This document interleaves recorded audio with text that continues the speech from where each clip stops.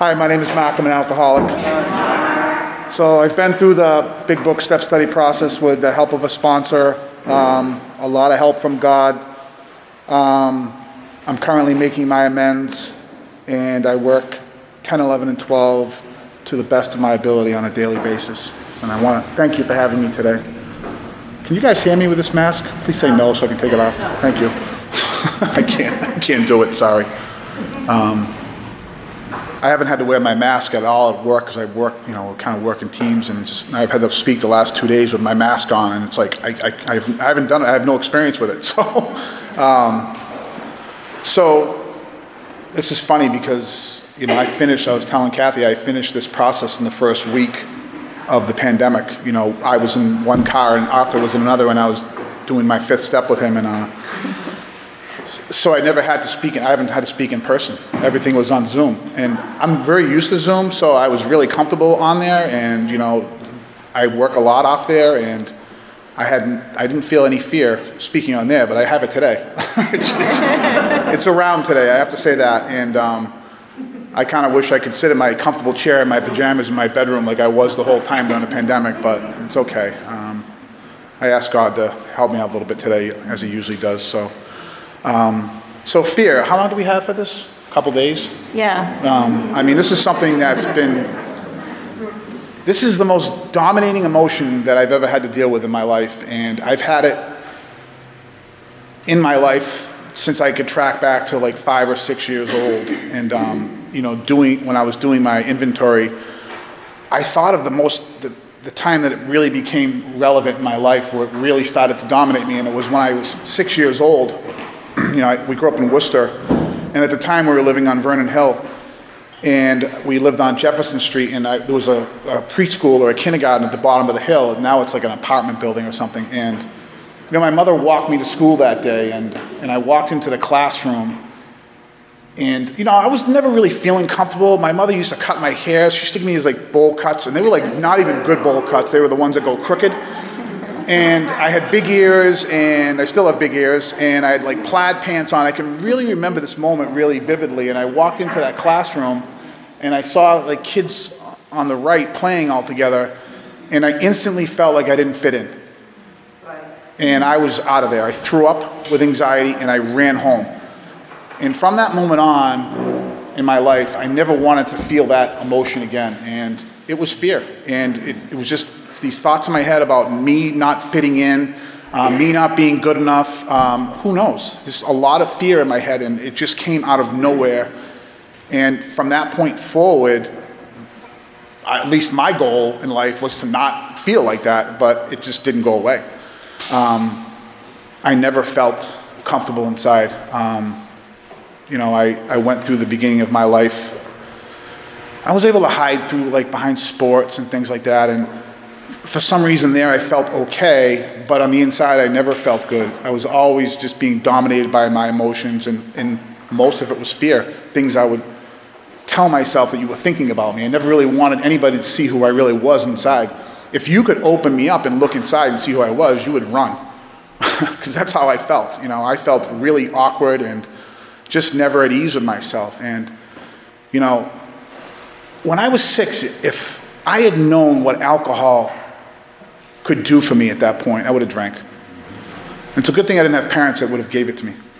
And I also got involved with drugs, so I'm also an addict as well. And I hated who I was, and it was all rooted in fear, just like it said here. This short word somehow touches about every aspect of our life.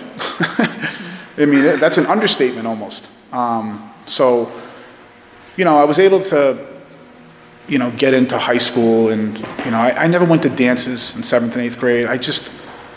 I wasn't, I was playing sports, so my friends would go to school dances, and I wasn't even the person who would go to the dance and stand up against the wall. I wouldn't go in the room, because there was no way I was going to dance with anybody, because that would mean I'd have to ask a girl to dance with me. And I was scared to death of girls. They might as well have been 6'10", 290, football linemen, because I just was scared to death of them. I wouldn't go near them. I liked them, but I would never tell them I liked them, because the rejection, I would have hung myself, I think, rejection. I would have probably quit school in 6th grade. And I know that, because So as I went through life, the beginning of my life, it was just, that's how I felt about myself. And then, I get into high school, and I was lucky enough, again, to be a good athlete and hide behind sports.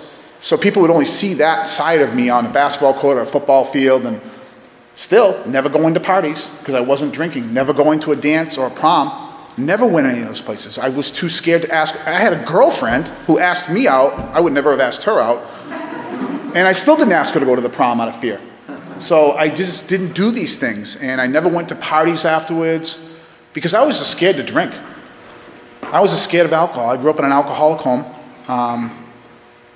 And my dad and mom, mostly my dad, my mom didn't start having this problem until later in life, but, even though my dad was an alcoholic, I was scared to death of him to drink. And I think there was something inside me that always would tell me that, this is going to be a problem once I start. And it definitely was. So I really held out with my drinking career. It didn't start until I was like 17. And again, I wish I'd started earlier. If I'd known what it would take away these emotions, I would have started at 2 if I had to. But the day I drank, it was all, we were down at Martha's Vineyard. I don't know why we went there. My friend's aunt had a house there, if you want to call it a house. It was more like a barn or something. I stayed up in like an attic for a week. It was like 100. It was terrible. But I went there with the intention to drink that weekend. And, that first night on the beach, I'll never forget, it was a 12-pack. There were 4 of us. So that's 3 apiece, which is not really, that's not good for us to have 3, right? But I knew once I had one in me, I felt something that was nice, Then I had another, which felt even a little bit better. And then I got to the third, and I was like, okay, I'm okay now. I felt, it was the most normal I've ever felt in my life. But the problem was they were gone. There was no more to drink. And I was so disappointed because it felt amazing what it did for me. It was doing something for me that I could never do for myself sober. And I loved that feeling so much. And I knew at that point that my life was going to be, I thought my life would be okay with this. Now I'll be able to talk to people. I'll be able to socialize with girls. I'll be able to go to parties. And I started to do these things. But that was the only time in my life I drank 3 beers. Every time after that was more. Because if the third was good, the fourth was better, and the fourth was good, the fifth was better. So I learned really quick, okay, the more I drank, the better I felt. And this was enabling me to socialize with people. I was able to go to parties. I was able to kind of ask a girl out. I don't know if I asked a girl out, but I might have. At least I would have had the opportunity to do that because I had that liquid courage going. And it was so important that I had this in my life at that point. You couldn't have told me to stop at this point in my life if I had children and you had them hostage. Because, like I said, alcohol and drugs, they weren't my problem, they were my solution. I didn't have another solution to feeling good. And it was amazing. And it did, like I said, it did things for me that I couldn't do sober. So it wasn't an option. I needed to have it, and that was the end of it. And unfortunately, the consequences started coming in, right? And, like most of us, that's why we're here. Consequences pushed us in the room. And, they came. And I'm not going to get into too much of a drunk-a-log and qualifying here, but, I started to obviously drink and get in trouble like most of us. And, things started happening to my life that, when I finished high school, my goal, unfortunately, wasn't to come up here and sit in an AA meeting. I'm lucky I'm here right now, but it wasn't on the agenda. And other things that happened to me weren't on the agenda either, like being homeless and going to jail. These things all of a sudden started to occur in my life. And, they were pretty eye-awakening situations. So, going to jail is what got me into a really, a good program that allowed me to stay sober for a year, but still not treated, still not treating this emotional condition, still not treating the fear, the guilt, the shame, the remorse, the anxiety, the emotional part of this condition, which was untreated. And I was fixing the outside. I was good at that. Go to college, get my degrees, get a job working at the sheriff's department somehow, which I still, to this day, think to myself, did they not do a background check on me? Still, to my mind, I know they did, but I think to myself, they're going to call me after 17 years and say, hey, by the way, we realized you were in here 10 years ago, and this is how I think. I don't think that way as much anymore, but I was thinking that the whole first year or so that I was there, they were just going to come knock on my door and say, you got to get out of here, dude, But I was not prepared, even though I was sober, I was still untreated. And the untreated part of this disease, to me, was worse than when I was out there. Because, I couldn't blame alcohol and drugs anymore. It was great to blame it. I stole this from you, I hurt you, I was drunk, or I was high. But when you start to do these same types of behaviors sober, that's a problem. It's a real big concern, especially for my family and anybody that cared about me, which they always paid the price somehow for my bullshit. So, grinding my way through sobriety and, letting these fears dominate me at every turn, right? I mean, when I did the writing, the one that came out the most was your opinion of me. And that's probably a lot for a lot of us, but for me, it was like, and Arthur was really good. He's really good and kind about, kind of easing you back in the right direction, which I need that. I don't need someone who's going to be harsh with me. I always thought it was selfishness and driven by these things, and don't you look at the fear part of it, and even I just didn't want to look at it. I don't know if it was my ego or what it was, but it wasn't something I really was ready to look at until I was. And I came into this meeting. 2 weeks before I came into this meeting, I think I was 14 years sober. I don't know how I didn't drink. I didn't think about drinking. I didn't think about using drugs, but I didn't think about living either. So there's a problem there, right? Especially when you have two daughters who kind of care about you, and I think my wife, well, she might not have cared about me at that point. I'm serious. I tormented her, and I can't blame alcohol for it. She would call me a sociopath. She's a mental health worker. And so I started to believe that I was a sociopath because I was doing things without remorse and just plowing through life. And, so when I showed up in here, like I said, 14 or 15 years sober, but ready to die because these fears about life and what you thought about me and everything to do with me, the way I looked. If you told me I had a nice pair of shoes, I would buy 50 pairs of those shoes. And I would point out, hey, I got a new pair, just to remove this, just to remove this emotion from me, So again, when I came in here, I was ready to die, and that's the truth.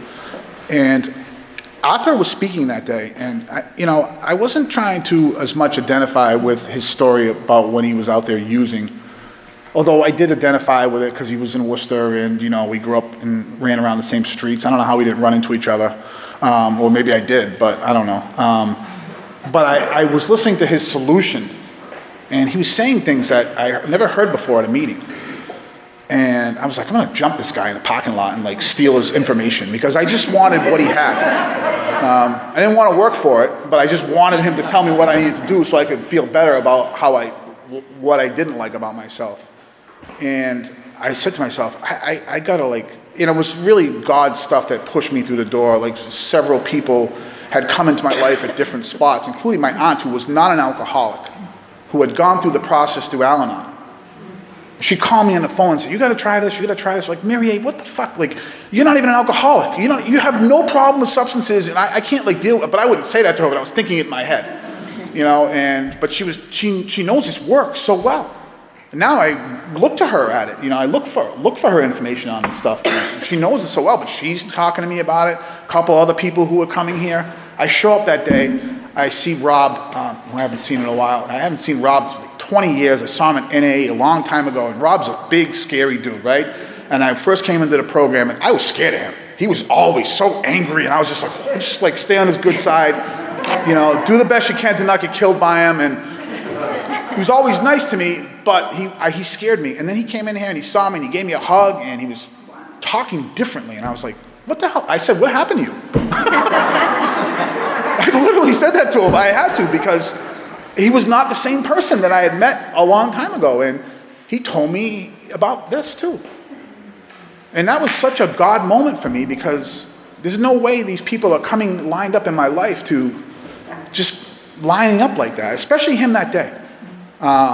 There's no question I showed up at the right time at the right moment. And pain. Pain got me in this door. Pain shoved me headfirst through this door. And like I said, I heard stuff out of Arthur that day that it was the first time in a long time that I had some hope. And I knew at that point that, okay, well, I can try this. I hated the big book. I hated Bill's story so much that I would read it, and I was telling somebody before the meeting that that story alone just kept me away from the book, because I have this issue with Vermont, and that started off with like Vermont, and I was like, and I would stop reading it. Even when I was reading it with him, he was reading it, I wasn't listening. I was just like, just get this over with. This was painful. So, I just didn't want to look at this book. It's written in Old English. It's hard to understand. I'm not a great reader. I had to look up 3,000 words in here. I hate reading anyway. I like to listen to things, but I had to read this because that's what I was supposed to do. And then, this book has saved my life. And I love this book. And look at it. I read it every day, and I highlight things every day, and it's just falling apart. And it's, an AA Bible to me. And, like I said, the stuff I heard that day from Arthur is, it saved my life. And, not treating this disease is what got me in here. And not knowing that it was all rooted in fear. Every last aspect of my life that I could ever trace back, every resentment, every single thing came back to it when I did the writing. Never mind the list. The list was, I'm scared of the dark. I'm scared of people's, I didn't put the one thing that I was the most scared of on that list initially, which was your opinion of me. And then we looked at that one thoroughly, and I was like, that one needs to be first. And probably foremost, the one thing that really dominated me and just controlled my life to the point where I would do anything to get you to like me. If I'm sitting here and somebody makes a face at me, which is good that people have their masks on, right? I can't see if they make a face at me. I would finish and go and try to talk to somebody, try to get close to that person to change their opinion about me. You know what I mean? So it was everywhere in my life, everywhere. It showed up in all areas of my relationships with people, and it still does. Just not nearly like it was, and it's because of, God. And when I walk with God, I seem to do pretty good. What a coincidence, right, for me? But nevertheless, I tend to sometimes walk away from him a little bit. I don't go too far, but I go far enough where, it's like, you put your foot in quicksand, you lose half your body, and I pull myself out. And I realized quickly that don't do that. Include God in all my conversations. And I had an incident this last couple weeks with my daughter. I can't even talk about it sometimes, but it's not a huge deal, but it's a huge deal to her, which becomes a huge deal to me. The biggest fear of my life, and I always struggle with, is my children. You get in there, and then you're going to get my old Maine South Worcester person out, and don't you know who I am? These people don't know who I am. And I don't want them to know who I am, because I've tried to put that person to sleep with the work that I've done. And, whatever, she's getting a little mean girled by her best friend. And my daughter's loyal to a fault. And this is the one person in her life who could really interject some damage to her with her social anxiety. And she has that. Doesn't go to school for a week and a half because she's throwing up. So my ego, my fears are just my emotions are like this. I'm up with anger and fear, and then I'm down with my spirituality. I'm calm, but I'm all over the place. And I have a situation where I text her mom, which was the first mistake that I was told by someone in the program. And it wasn't the most generous text, okay? It was a little aggressive. And it's funny because I did it with a person that I work with who's not in the program, so I'm getting advice from possibly a person who's got an addiction problem, okay? You should let them know who you are and fucking lay into them and blah, blah, blah, blah. And there I go, fire it off. No God, no calling my sponsor, no calling anybody from the program. And it's gone. It's off into text world. And it says right here, it sets in motion a world, there it goes. It set in motion a lot of stuff. This is a woman who's best friends with my wife. So pretty much almost ended that relationship. I made a choice to end that relationship. It didn't include my wife. That's my daughter's best friend. And I make a choice to almost sever that relationship. All because of my fear of not being able to protect my daughter. And if I can't protect my daughter, my fear says that I suck as a dad. And if I suck as a dad, I might as well not be here. Like, what's my point of living? You know what I mean? And this is where it went. And I had to see that a little bit. And even though I did see that, as soon as I started to talk to someone in this room about this, he was very kind about it and pointed out, yeah, well, your first mistake might have been that you text that person instead of calling them. And then you might have been a little aggressive, which wasn't great on top of it. I did make an amends that night very quickly. I'm not sure how much I meant it, but I did. I didn't do it in person, which I need to do because that's the right thing, just the right thing to do. And it started from my fear, again. And I didn't include God. I shifted away from him a little bit. I tried to hide from him again while I did this, and I can do that. I think I'm going to hide from God.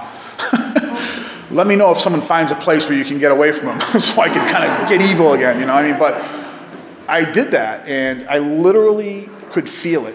And I knew that I made the situation 10 times worse at that point. And then it really sunk in, and I knew that I needed to kind of, I needed to get back in alignment. And I did some meditating, which didn't work. I did some praying, which might have worked. But I talked about it with my sponsor. I talked about it more with the other person. Really helpful, right? You get advice from a person in the program. They say, well, you might not should have done that way. The other person who's an alcoholic tells me to lay into him, which is what I wanted to do. And, that's the advice that I can get. I gave myself that advice. I just needed someone to validate it. And she validated it, and I was off and running. But then it's funny when you pull in the person that's been through this process, they tell you just the opposite. And they get me to look at my role in that and where my fear is in it. And if I don't have people in this room to do that, I'm going to be back in that same jail that I'm working. Because that's where my ego and my fears and my whole untreated alcohol, that's where I can go. I think we all know that when we're not walking with God, we're in trouble because self-reliance, I've got a whole inventory list of shit of 15 years or 45 years of stuff that was me being in self-reliance. And that plan is not effective. But I tend to, like I said, shift away from my higher power at times. And I learned quickly, and it's funny because that next night, so I had that one bad day and then like a half a day the next day, which was still pretty bad. I go to see a friend of mine. They're pretty spiritual. They own a restaurant in Worcester. And I went there to get something, but I also wanted to talk to them. And I wanted to talk to him. And he says, why don't I pray with you? I said, that's a good idea. I like that idea. And, he prays with me. And I instantly feel better. And I had to go to work, and I got home.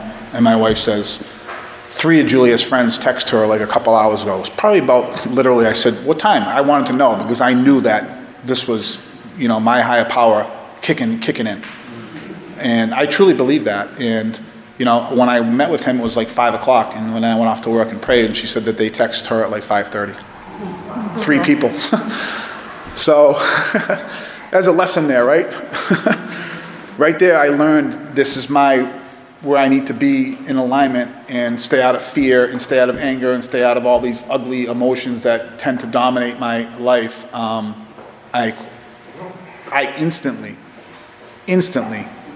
went away. And that same person who had talked to me a couple nights before says our code is loving and what is it? Love and tolerance. And that text didn't have love and tolerance in it. That text had intention to hurt. Maybe I was a little passive aggressive and I wasn't directly saying what I really, really wanted to say, but my intention was not love and tolerance.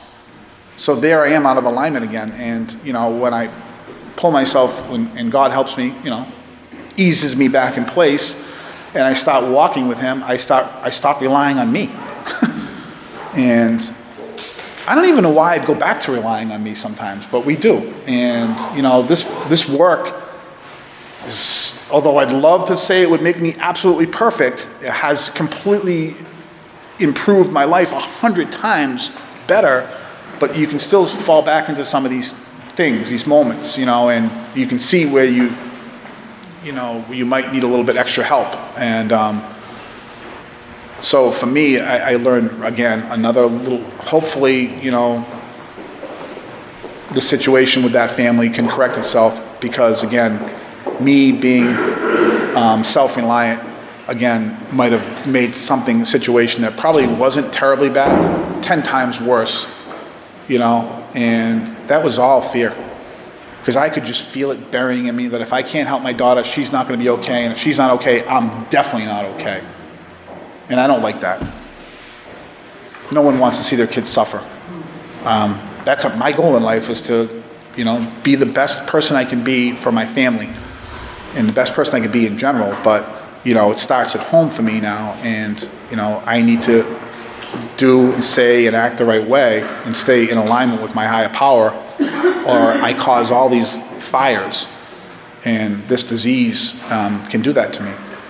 And this fear that I know is there now, and I know it's like here today, but I wouldn't even have got up here 5 years ago dressed like this. I would have dressed up really nice and just been really concerned if Bob was looking at my shoes, would he like them? Or, I don't even know what I would be saying, you know what I mean? But I don't, it's not that I don't care what I look like, because it's not the case. It's just, it's not dominate me. It doesn't dominate me like it used to, and what your opinion is of me. I can't control that. I can just control my reaction.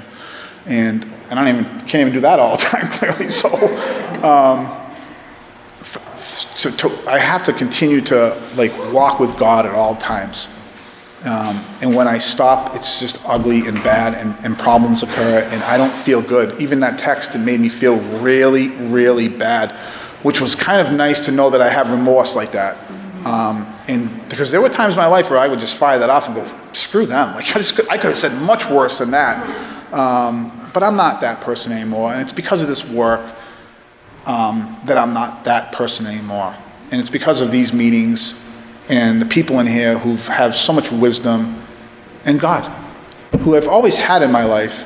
I used them like a Santa Claus, get me out of this, get me that, get me this, and, I don't do that anymore, although I sometimes might do that, but I try to stay in alignment with who I am now and walk with God, and not try to hide from him and shift away from him when I really need him, because, again, like I'm not loving and tolerant anymore, and I'm in fear, and that sucks.